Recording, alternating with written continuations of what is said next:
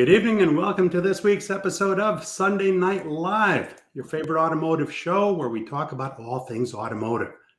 My goal with this show is to every week bring on the experts to share with us what they do. And what this is going to do for you is help you to validate what you're doing now and maybe even get you to scratch your head and say, hey, you know what? We've tried this. It hasn't worked for us, or we've never considered doing it that way. And that way we all become better. So that's why I bring on different people this is what we do. This is what we've done. So it's not some theory, it's actual practice that we like to share with you to help you become more profitable and more efficient in both your variable and fixed operations. And I thank everybody that regularly watches, whether you watch it live or on the replay. And our first is Andy Papenhagen. Says, good evening, everyone. Looking forward to some great commentary from my SDL friend, Vernon E. Davis. And one of the areas that I like to also help with is technology. You know, leveraging technology to make the mundane easy. And one of the areas where you can get new customers, more customers, is in the area of recalls.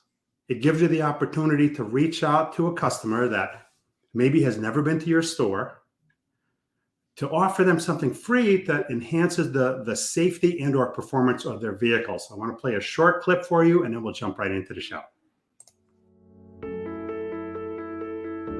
When we first launched Recall Masters, we had a record-setting month. The results have been fantastic. The ROI is amazing. The numbers just don't lie. All in all, it's been great success for us. A lot of times we have the address of a customer that originally bought the car, and we don't know that that car is passed on to another owner or sometimes even 2 or 3 owners. The ability to track that car after the first transaction is very difficult to do. And Recall Masters, with the amount of data they aggregate, they do a great job identifying those cars in the marketplace and connecting us to them through their recall program. Recall Masters has actually increased our RO volume, brought back customers that we haven't seen in 2, 3, 4 years. And now we're getting a second opportunity to get them in the service, build new relationships, and definitely turn the experience around that they've had in the past. We're Recall Masters disciples at this point. I recommend them to any dealer that we work with. Revenue's there, the car count's there, the numbers just don't lie. We're on the Recall Masters team and intend to be for quite a while. This is a real company that helps you get more business, and they've recently partnered with Reynolds. So that's going to give them even more exposure, and feel free to browse our website, www.dealervendormatch.com, to see what else is out there that might help you. All right, so this week, I want to welcome my fellow SDL brother, Vernon E. Davis, to the show. What's happening, Paul? How you doing this evening? I'm doing absolutely wonderful. We were at the Maryland Sheep and Wool Festival for our yarn business, and but I made sure that we would get back in time to do this show. So welcome. I guess you didn't bring back any lamb chops, huh? No. But we did stop in New Jersey in Clifton at a place called the Hot Grill for incredible chili dogs, chili fries, and a vanilla milkshake. And then you stopped in New Jersey on purpose. You are a brave soul. Yes, you are, sir. So Vernon, again, welcome to the show. I want the audience to learn a little bit about who is this Vernon Davis guy. So tell us, we share some history in that we've spent some time in the aftermarket as well as the dealer world. And I want you to share with us kind of who you are, what you're about, and some of the things that you're doing, and then we'll jump right into it. Okay, well, I can speak freely, right? Other than no profanity, we're cool. Okay. Well, first and foremost, I'm a man of God. I'm a man of faith. So there's that off the top. I've been in around the automobile business for now coming up on over almost 30 years in some way, form, or fashion. I've worked with Jiffy Lube, AutoZone, Volkswagen, Jesus, I've been in the aftermarket. I'm sorry, don't forget Firestone. Drive time. So, and I've been in aftermarket. That's where I started at in our aftermarket. So I've done sales, I've done service, I've done wholesale, and then I got into the dealer. I got into the dealer world when I came in with Volkswagen, doing the Volkswagen buyback program. Bought back about $25 million worth of Volkswagens for Volkswagen. And then I got involved with something I've been a Ford fan for a very long time. I mean, like all my life. I love my Fords, but then I got an opportunity I'm a contractor with Ford. I've worked with the Quick Lane Express service. Now I'm with mobile service. So I'm really excited about it. I love what I do. I love the people who I touch and work with and get to interact with on a regular basis. As far as Vernon away from the job, because I'm a big believer in you should play as hard as you work. I am a professional stand-up comic. I'm also a public speaker, co-owner of a comedy booking agency called Laughter Has No Color, which was voted one of the top 30 booking agencies in the country because of our diverse roster. I am the founder of a organization called Thank You for Your Service, which is a nonprofit organization for veterans. And what we do is really, really simple. We thank veterans, and I've managed to thank 24. Well, I want not me, we, because family, friends, people that have associated themselves with my organization. We have thanked over 24,000 veterans worldwide. And during the pandemic, I became an author. So I wrote 2 books. And I'm a father, grandfather, great grandfather, husband, and just blessed, man. My life is just amazing. Oh, and then the other side is that I'm master certified service manager, Ford master certified service manager, parts manager, service advisor, and technician, and of course all things Quick Lane. So that's it in a nutshell. Outside of my hobbies, that's what I do, man.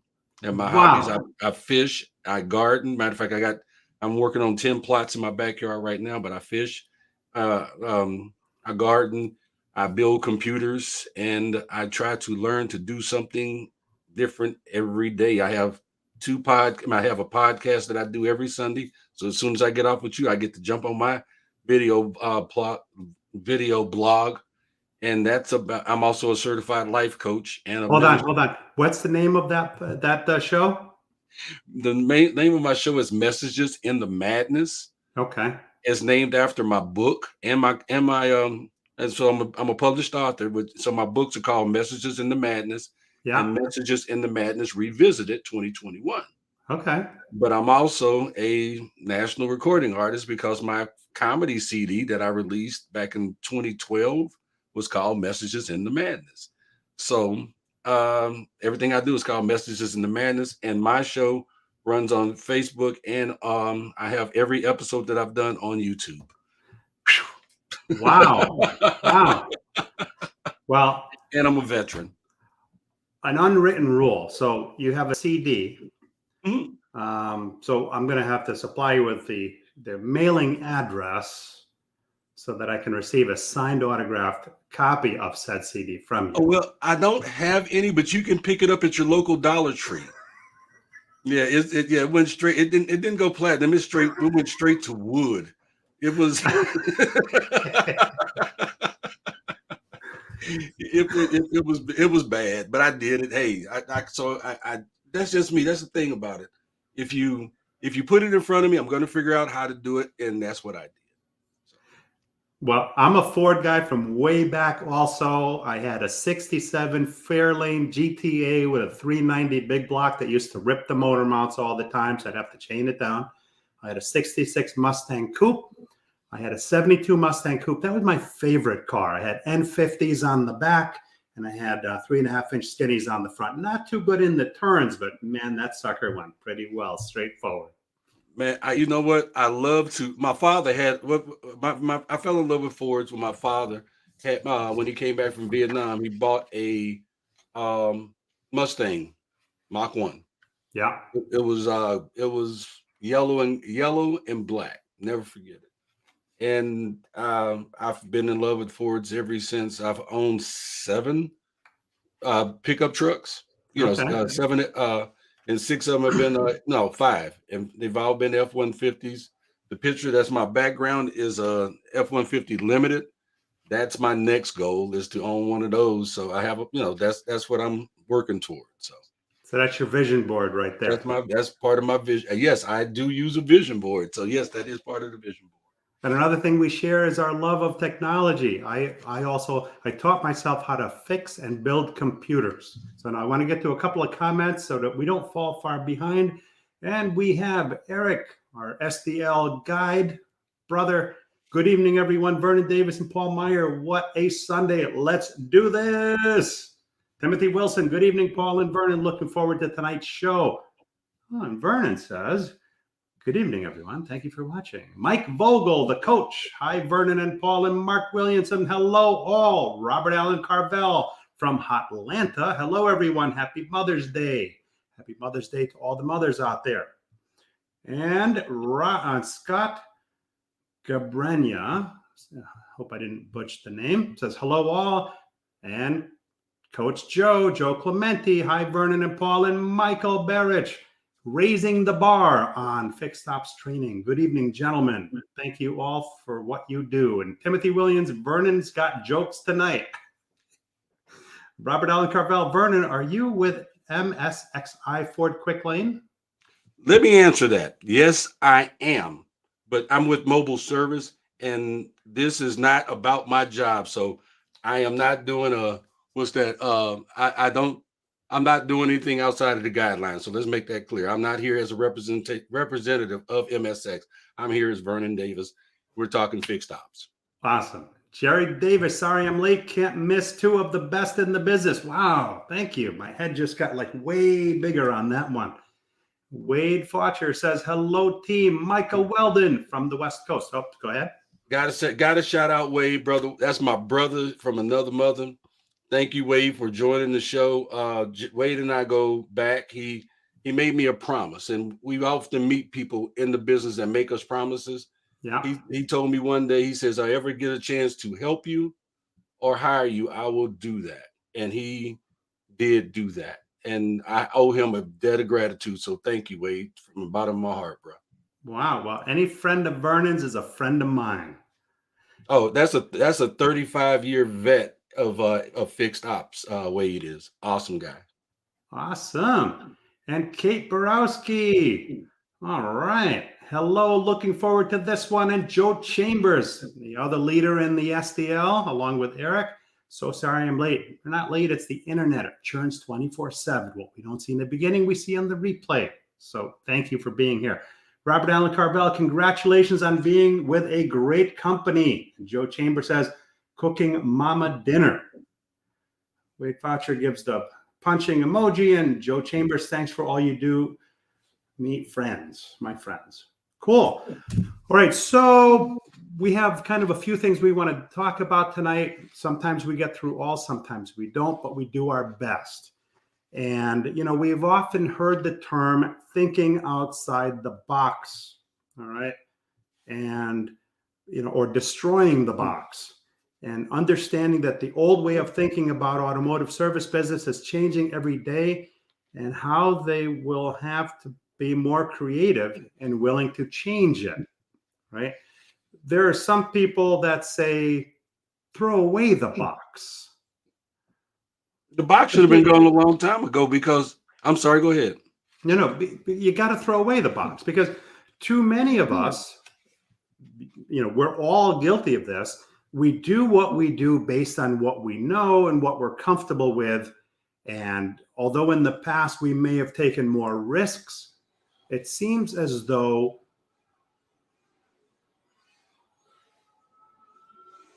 the television is malfunctioning in the other room. And at times it just starts blaring. So my apologies there. Can you hear that or no? No. Oh, good.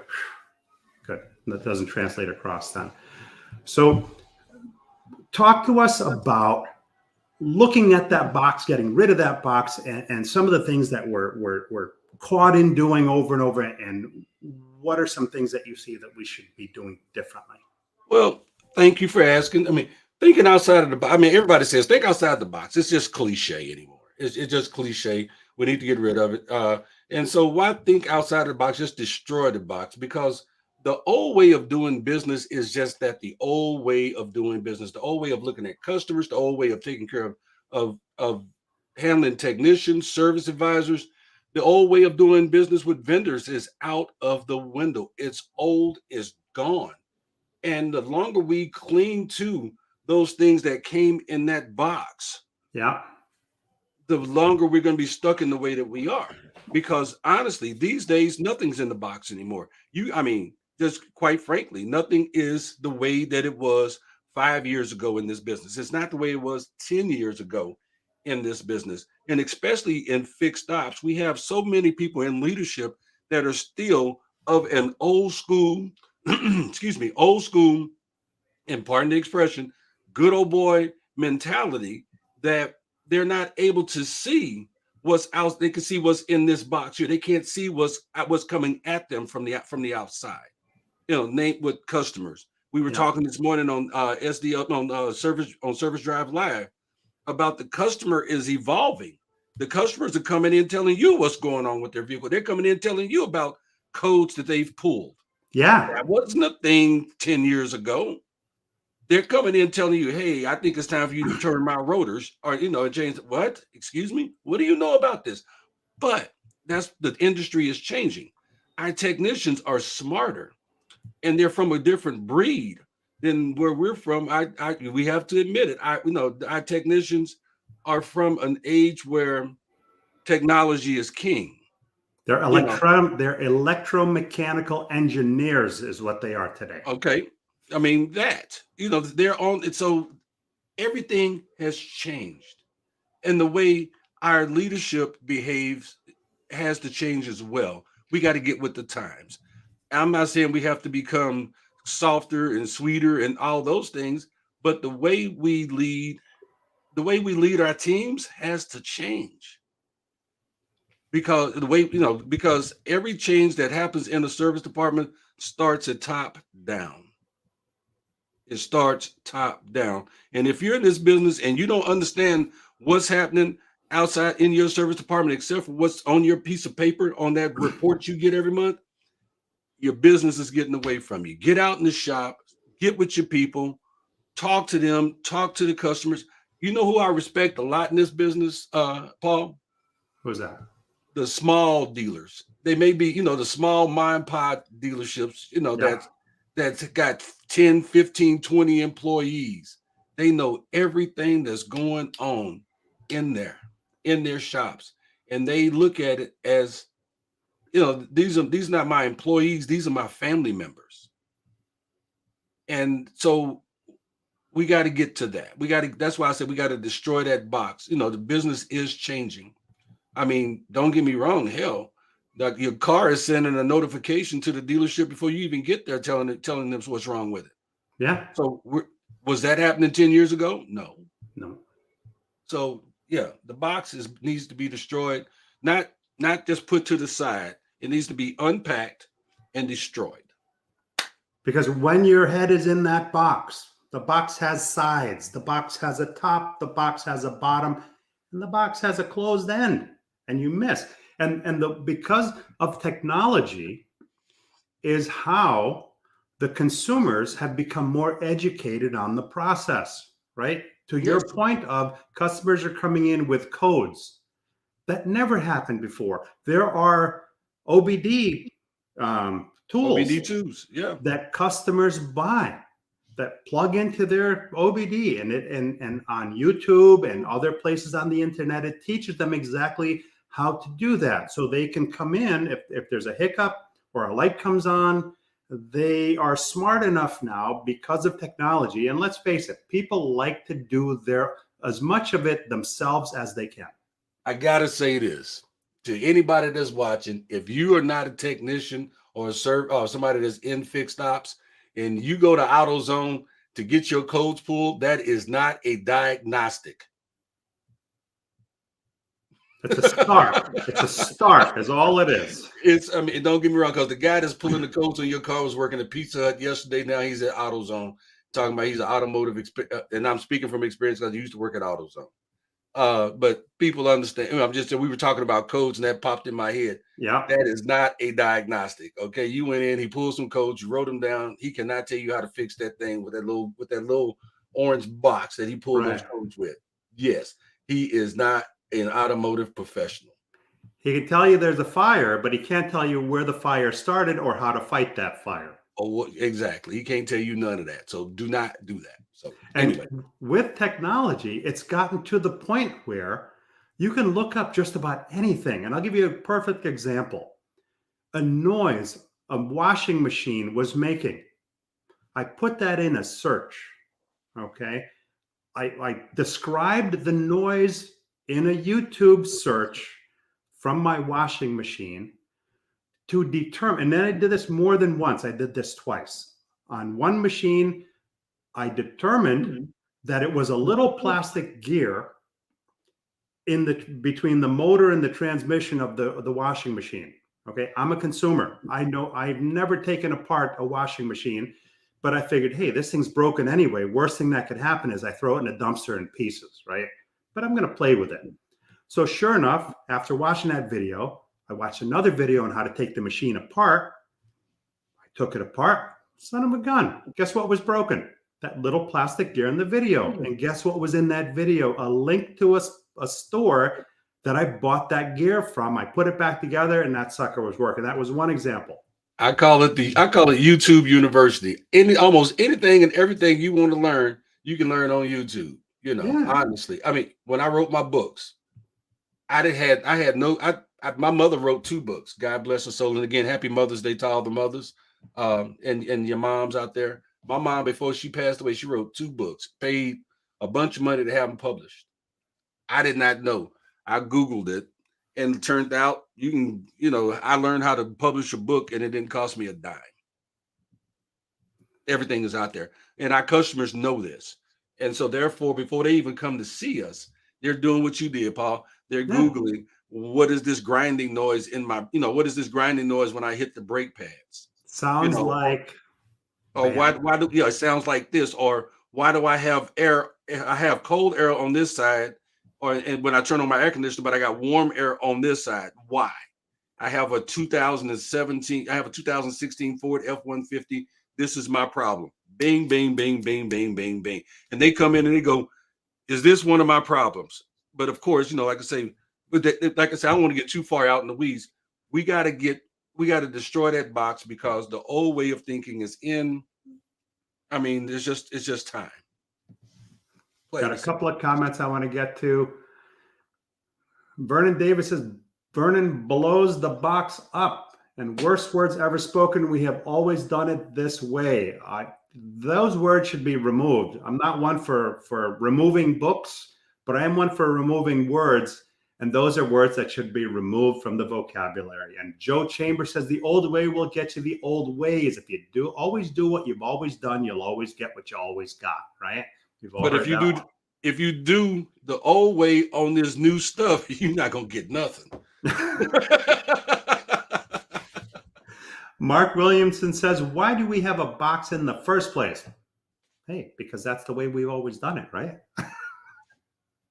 Jerry Davis says, we all have to step up our game. And Wade Foucher says, techs are smarter and so are the vehicles. Jerry Davis says, we have to, that came up twice. Robert Allen Carvella, great service manager, is never in their office. No joke. Never in the office. Always in the trenches, because you need to be able to know the pulse of what's going on. You need to be able to know all the customers. You need to be able to know all the advisors and all the techs and everything that's happening in between, along with the parts department.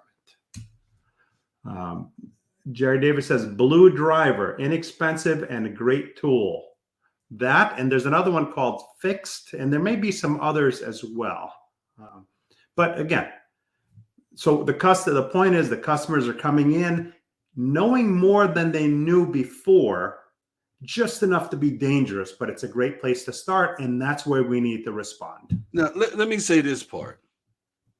And that's the thing that we have to change about how we do what we do with our customers again, because the customers are coming in more educated. And we have to acknowledge that. Nobody wants to do a bunch of research and then come in. It's like doing your homework. And you do all this homework and everything, and you write it up and everything, and you go to school, you give it to the teacher, and you're like, I did my homework. And she's like, yeah, I don't need that. No, we have to acknowledge that, hey, Mr. Johnson, thank you for sharing this information with, even if I don't use it, at least acknowledge, hey man, thank you for doing this. Thank they you. feel good about it. They do. And we have to acknowledge that. That's the other part of the box that we need to destroy is we used to, our service customers, we need to value on a higher level, because we was talking this morning on the show, on the other show, service absorption. There are no cars to, there are cars to sell. There are very few new cars to sell, and they cost so much, you almost got to sell a grandchild to get one. So people are going to be using service a whole lot more. So we got to put that customer on a little higher level, a little higher pedestal than we used to in service, because honestly, they're the ones that's going to keep our dealerships going. And I liked what you said about the smaller mom and pop type dealerships, because guess what? For the longest time, that was the backbone of our business. Yeah. Now a lot of these dealerships are corporate owned. Yeah. And I'm not knocking them. Just, hey, do your thing. But the mom and pop dealership, man, you walked in, you knew Joe, the general manager, you knew Mike, the owner, you knew the service manager by first name, and they took care of each other, and they took care of they take care of their employees, and they take care of you like your family. Right. So anyway. To your point earlier about it's not a diagnosis, Kate Borowski says, don't worry, I won't even try. And Robert Allen Carvel says that's very true. Joe Chambers, yep, say it again, Longhorn. Where's the Longhorn piece come in? Okay, so my stage name is Longhorn the Comedian. That's my stage name, Longhorn. I'm from Texas. There's nothing perverted about it. It's just a cow. The friend of mine, there's a whole story behind it and everything, but I'll go and put it into the chat. You guys can check out my website. It's www.longhorncomedy.com, and I've been so people go, okay, what have you done? Well, I've been on Last Comic Standing, Who's Got Judge Mathis. I've done 3 tours of Germany entertaining the troops. I've performed in a little bit over 40 states. And from that, a number of great things have happened, and I've met some wonderful, wonderful people. Wow. Eric says the way we lead our teams has to change. Destroy the box, just raw material, gentlemen. The lights in my house are getting brighter. Keep it going. Thanks, Eric. Appreciate you, bro. We need to educate our employees. We need to educate our teams. And we need to motivate and inspire them to perform at levels and throw out the old carrot and stick mentality. The carrot, that's a great term, the carrot and stick mentality, because that sets people up for failure, right? That gives them just enough to jump, but most people aren't going to be able to catch that, and that's when that sucker gets pulled away. So talk a little bit about that. Okay, so yeah, the carrot and the stick, we've been using that for a long time. Okay, yeah. I'm going to hang this out here. I'm going to set a goal for you that I want you to obtain. I really want you to hit this. But like you say, a lot of people don't even get close. Some people don't even look at the carrot, because they know if they miss, they're afraid to try to get the carrot, because if they don't get the carrot, they're afraid of that stick in the back of the head, once they miss it. So the thing I love about what I do, and it's not just in the automotive industry, I wake up every day looking for a way to educate, motivate, and inspire people to be better at what it is they do, to make more money, to make more friends, or whatever it is that you want to do. Guess what? I'm with you, except for murder. I'm sorry. I'm a snitch. I'm telling everything. I'm just not with that life. Okay. I am too pretty for prison. So no, But I'm anything that's positive, I am there for you. I'm here to motivate you. And that's even and that's what I love about what I do in the industry. And our leadership has to be able to do that. We have to become motivators and not just, hey, if you don't do your job, you're going to get fired. These young people look at you, go, so I go right down the street, get the same job, making the same money, doing the same thing or more, but we have to give people a reason to want to be where they're at. And we can only do that if we take the time to find out what it is that they need to be, what is it that you need? What's their language? What motivates you? So, okay, this is what motivates you. Well, let me inspire you. Let me educate you on how you can do that. And then that person becomes inspired because you go, oh, you're going to show me and you're going to help me. And this is what it is. So it's like, this is what I got to do to get that. This truck that's behind me, I know what I need to do to get this truck that's behind me. Buy it and live in it. That's what I would have to do because I can't afford it. But my point is, it's obtainable. And we have to, we just don't do the old way of motivating just doesn't work anymore. So we have to come with some new things. Like, for instance, we're all talking about how our customers are taken care of, or how we want our customers to be taken care of. We have to motivate them and educate them on how to do that so that they will be inspired to do such. I was going to make another point, but it kind of slipped my brain. But like I say, that's a big part. We got to get rid of the old carrot and stick mentality. Okay, I know what I was going to say. And the new carrot and stick mentality are metrics. Numbers. Everybody's concerned about hitting your numbers. And then if you don't hit your numbers, then you get that stick. And that right there, the metrics, I understand is how we measure our business. But when we use that as a tool to demotivate our employees, when we don't use it as a way to inspire our employees, we are hurting them with the new carrot and stick mentality. I call it I call it a paper noose, because if you don't hit your numbers, man, you're just waiting for somebody to throw a rope around your neck and drag you out of the dealership with it because you didn't do this, or this on that paperwork. I love it. I want to comment on those 2 points after I get to a couple of comments here. Let's see here. We have Wade says they can tell you it's warm and could be a fire. To my point earlier, yes. Tim Wilson, great service manager, not in your office, explains a lot as a vendor.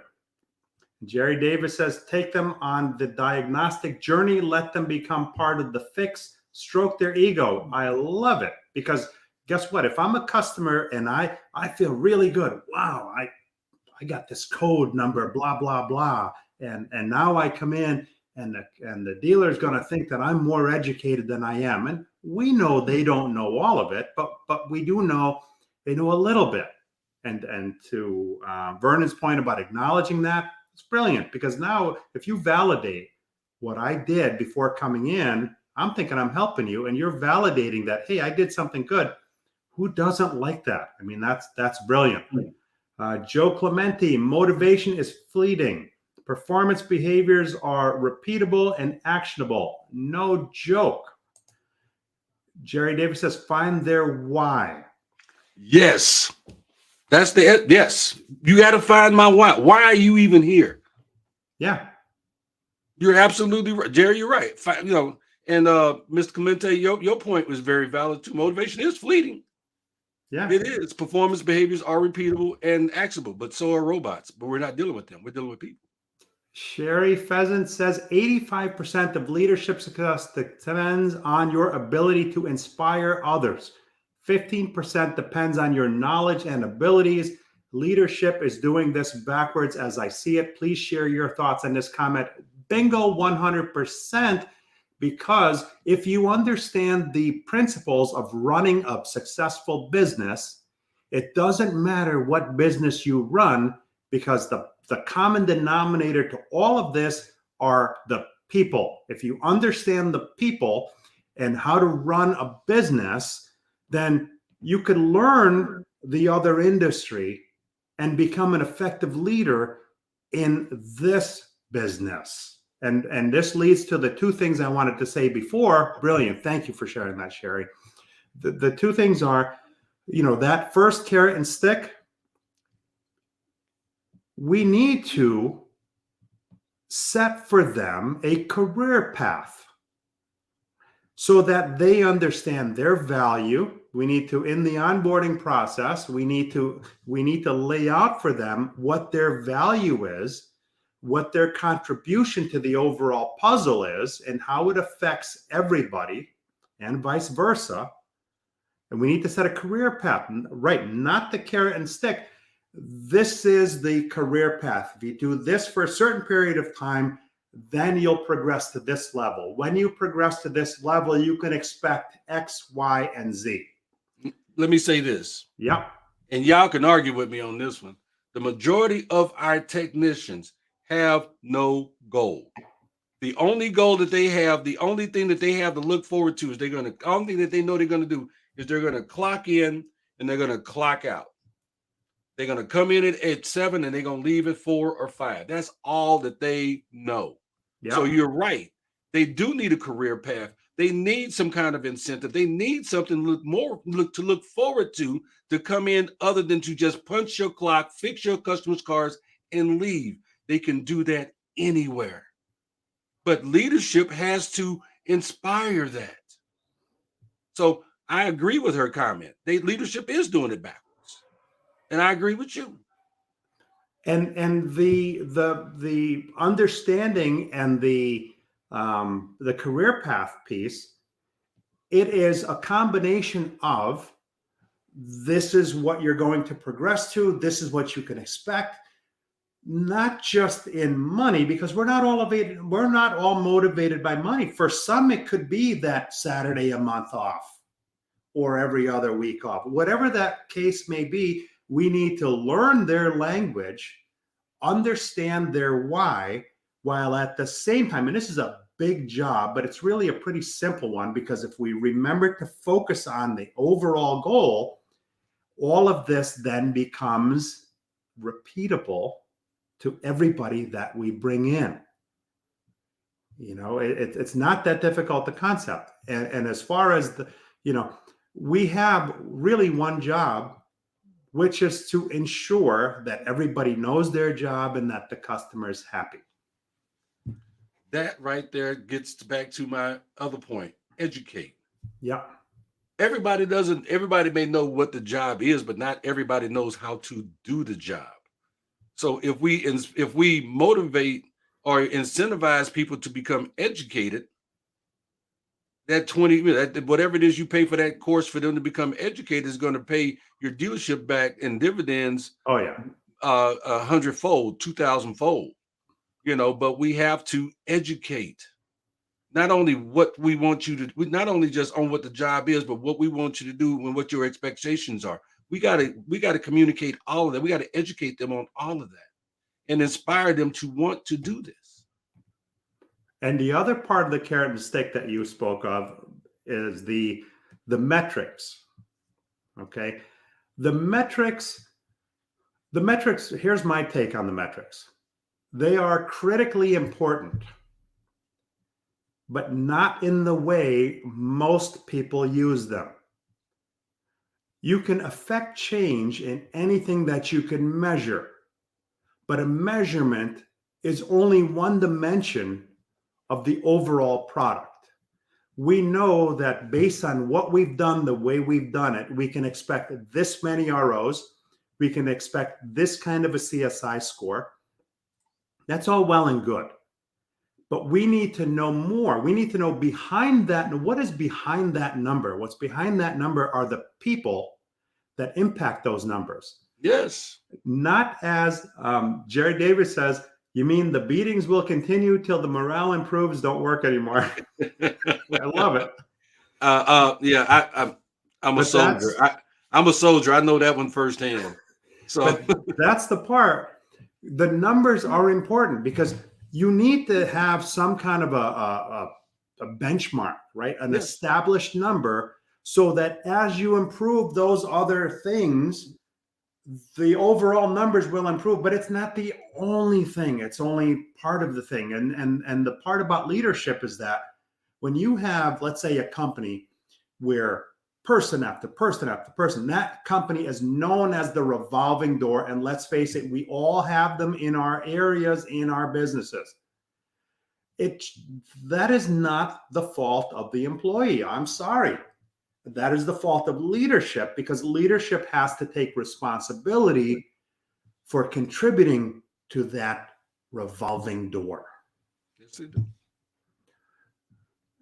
Wade Foucher liked that beatings comment. And Michael Barrett, we need to hold employees accountable to deliver an experience worth talking about.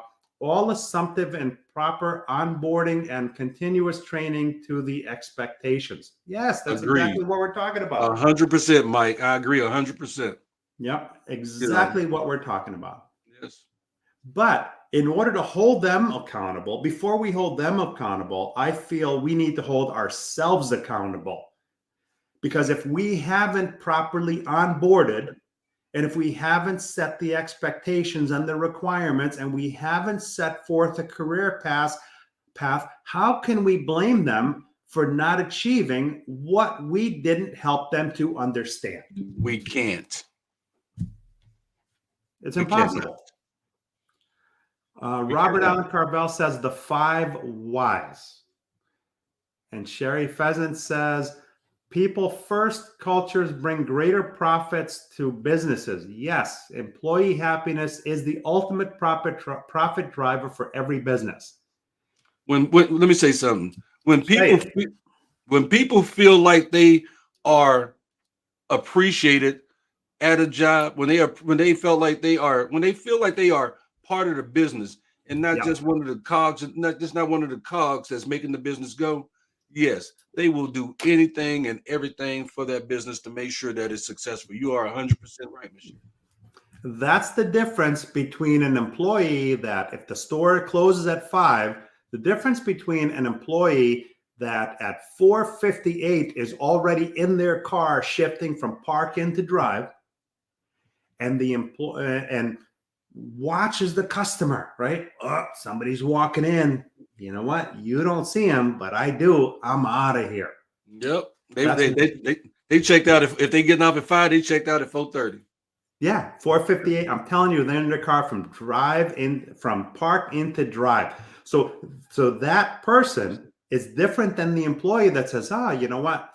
Yes, I want to go home. I don't like to stay here late every night.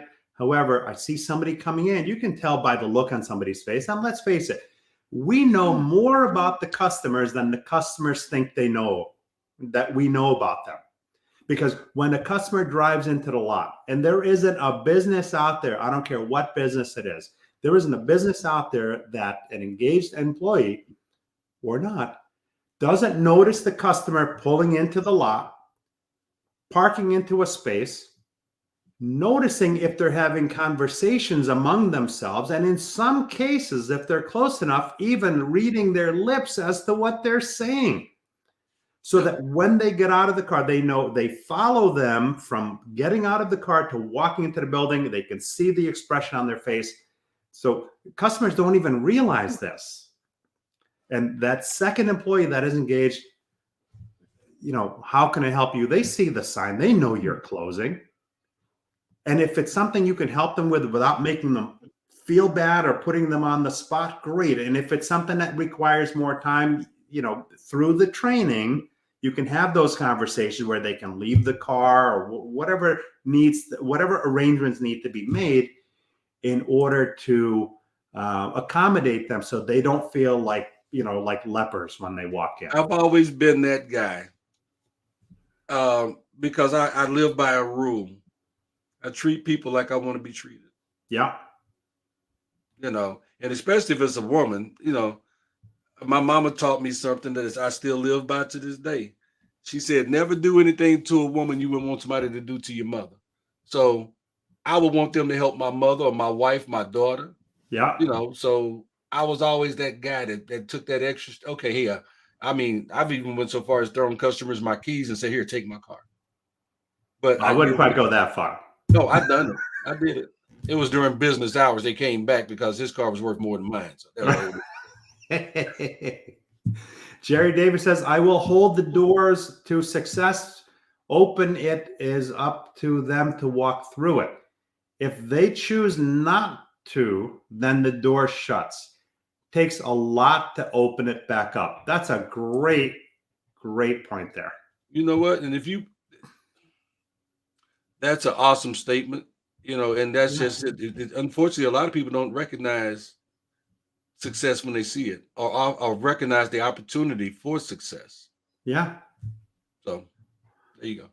Wade Foucher says daily production objectives. Yep. Yeah.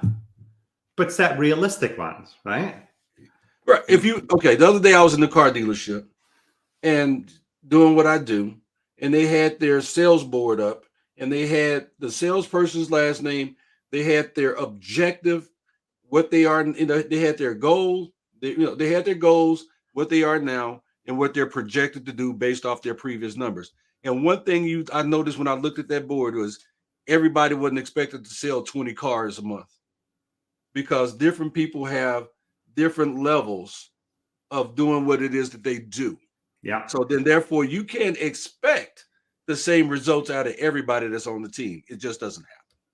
Each contributes their piece of it. Some may be better at the volume, some may be better at the customer experience. These are all things that need to be taken into account. There is no one size fits all salesperson. Doesn't exist. It doesn't. And if you hold everybody to that standard, you're setting everybody up for failure, including yourself first, because those are uncomfortable conversations that you generally don't want to have with ownership. Don't set unrealistic expectations. If you do that, you slow and your wife dresses you funny. That's all I got to say. Robert Allen Carvel says, we are all exceptional. We should be delivering an exceptional customer experience. Retention. If we are guided through that process, yes, we all have that capability. It is not rocket science. We're people, so we should know how to deal with other people. And Jerry Davis says the numbers matter, but you cannot manage from the numbers. Yeah, that's what I was saying before. It's only a guide in the overall picture of the health of your store. And Wade says one number is just an indicator. And if that number is off, it's an indicator where I, as the leader, need to realize that, hey, you know what? Something I need to do differently to guide my team if I want them to achieve those particular metrics. And Sherry says, how about why doing what you do helps you, and why we can share success when we set goals together, commit and hold each other accountable for our commitments. Yeah, that's everybody understanding how we all relate to the bigger piece of the puzzle, how we all impact each other's success. Yeah, spot on, 100%. And Eric says, we talk about customer experience. The employee experience is growing to be a real idea. If you want top talent level, we must shift to learn those priorities. A great team is made from a great culture. Everyone must believe. That is 100%. We've got external guests, our customers, and we have internal guests. And some companies historically are known for doing a great job with that, right? That Branson guy with the airline. Just take care of my employees, and they'll take care of.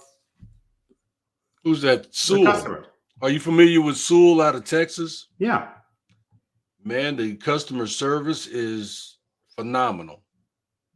I mean, but it comes from top down. Yeah. So anyway, I know you're trying to get to the next topic, but go ahead. I just want to get to some of the comments. Robert Gutierrez, and like Vernon says, starts from the top at Eric. Yeah, the fish tanks from the head. That's an old Italian saying. Mark Williamson, each employee's definition of a success is different. As leaders, our responsibility is to find out what that is and provide a pathway of achievement, to which Wade follows up with customers for life. That is 100%. Let's see here.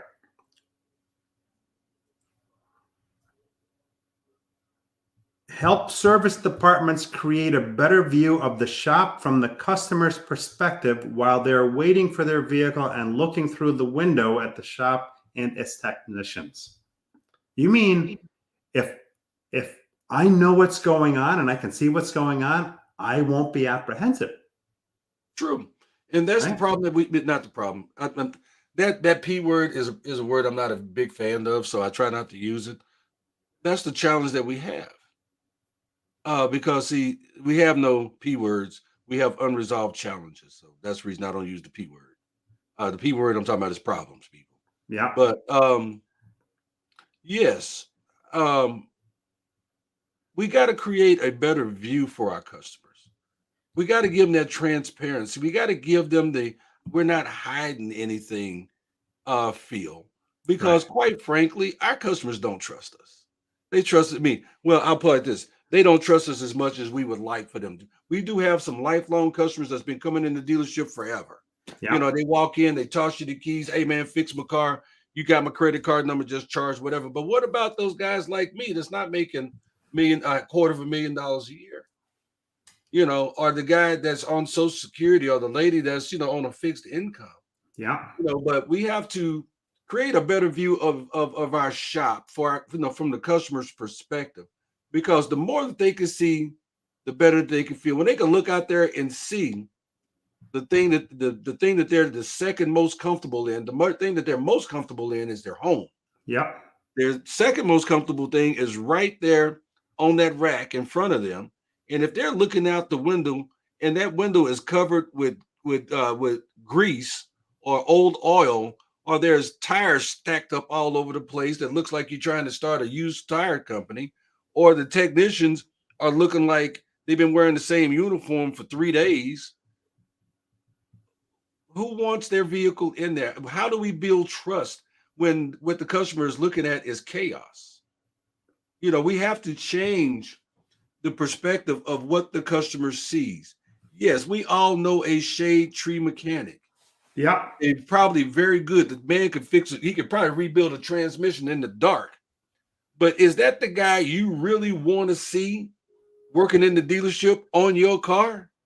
You know, with the torn t-shirt and the ball cap that says "pull my finger" and his pants hanging off his butt while he's drinking a Coors, you know, a 40-ounce Coors out of a can that's probably been sitting there for 2 hours. That's not. And I know I'm stretching it, but my point is we have to improve our image in front of our customers. We have to give them something better. We have to give them the view that they want to see. They want to see a nice, clean shop with their nice, clean vehicle in it being worked on by nice, clean technicians, because I don't know why, but it's like if you're clean, then you must care. It's like making your bed in the morning when you wake up. That's the first thing I do. Well, the first thing I do is make sure I'm in my bed. But that's a whole nother thing. No, I travel so much. I'm always in a different hotel. Sometimes I have to check where I'm at. But we got to fix our vision. We have to fix the view of what the customer has. And by fixing that, we fix the customer's perception of us. We don't look shady. We don't look like we're there to take advantage of them. Then they can see what's going on with their vehicle. So when we do come and talk to them about it, they can clearly see that we checked this, we checked that, we did this, we did that. And we are people of our word. And the view that they have, I mean, that's two ways. A lot of stores geographically just aren't set up for a view, so the customers don't see what happens. But the view that they have, absence of their vehicle itself, is what they drive into. As you said, the tires stacked up, the grease, is the place clean? Does it look efficient? Do you have signage? Do you have pricing boards? Do you have boards that set expectations on timing? Do you have process? Do they see that you're doing the walk around? Do they expect it? Do they see that you have online scheduling? Because let's face it, that's a great tool when you use the right tool. I'm not talking about a lead submission where it involves a lot of human interaction. Well, let me follow up to see whether or not that date and time is available. No, I'm talking about a tool where you can book your specific appointment in the DMS from a customer standpoint with either a chosen advisor or whether or not you need a loaner car or to be dropped off at the shuttle, whatever the case may be, so that it locks in with reminders, text, voice, email, right? So that's the vision. The vision is the overall experience of coming into the store and what they can expect. I want to get to a couple of comments.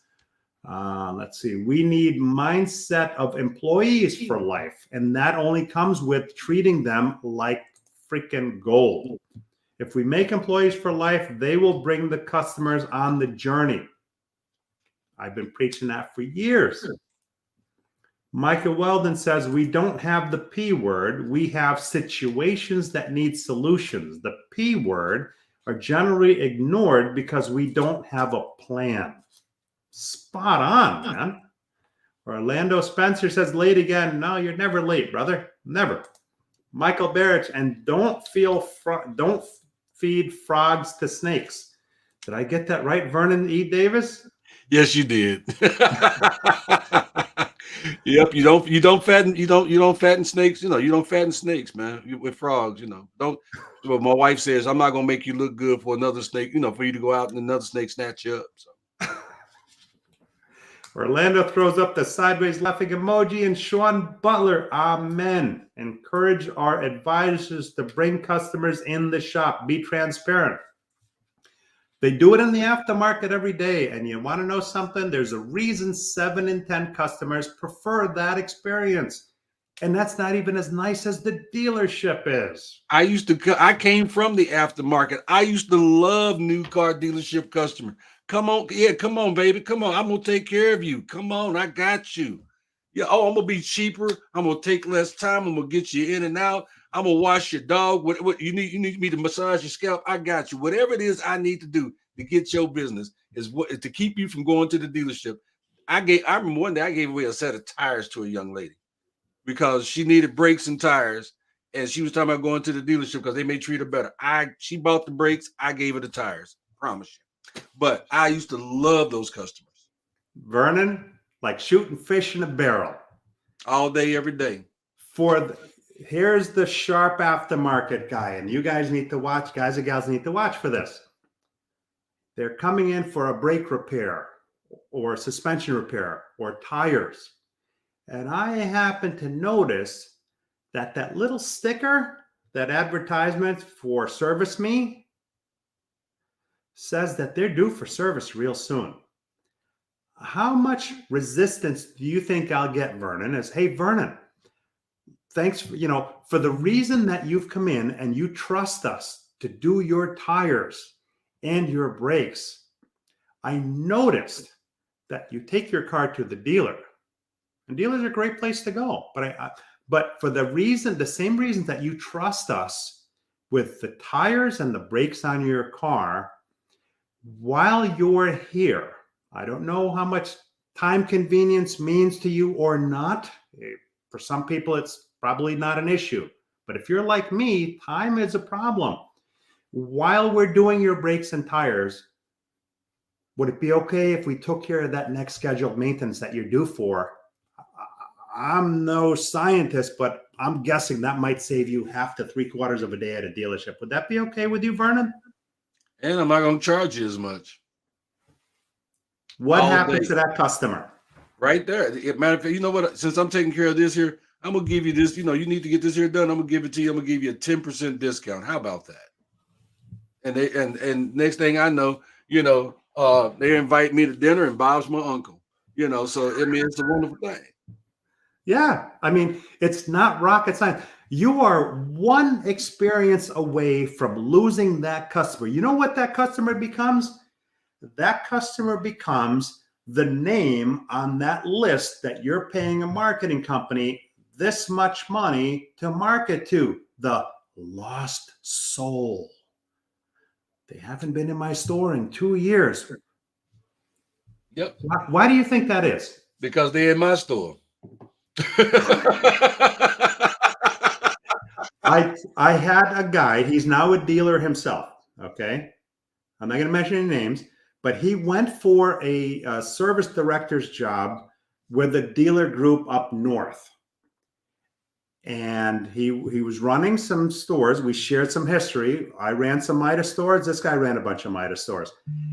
And the owner of the dealership asked him, what have you been doing the last 15 years in this business? And you know what his answer was to the dealership, to the dealer principal before he got that job on the spot?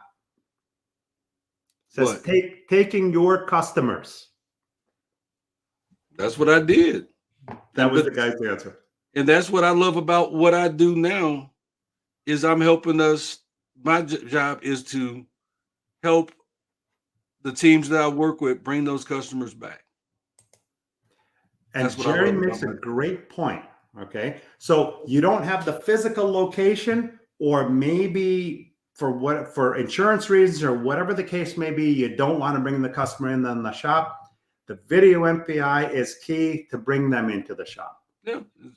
Works great. That's a wonderful tool. Awesome tool. We're all big on video today. Everybody watches video, and everything good or bad, doesn't matter what it is, everything good or bad gets captured on video. And video has created entire movements of people around the world because they saw a video, good or bad. So how impactful is a video of their car when they're not there, or if you're not able to bring them into the shop? I'd say pretty damn impactful. Is it? If there's no video, no pictures, it didn't happen. Yeah, you know what? It's funny. It's people go out to dinner, and I'm a food pornographer myself. And I tell people, they said, oh, I went to so-and-so restaurant. I said, you know what? Without pictures or videos, man, that stuff never happened. Sean Butler, that's why tires are probably the most important retention tool. Keep them in your shop for every opportunity. Bam, bingo. The person that owns the tires, owns the brakes, owns the suspension, owns the service if they do it in their shop.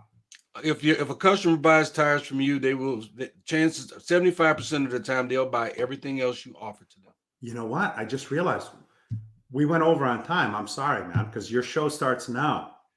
I'll be all right. I see, that's the beautiful thing. I'm in charge, so there's that. Vernon, I want to thank you for sharing with the audience today. To those watching live, thank you for tuning in. To those that are going to watch it on the replay, thank you. And I always leave you with this.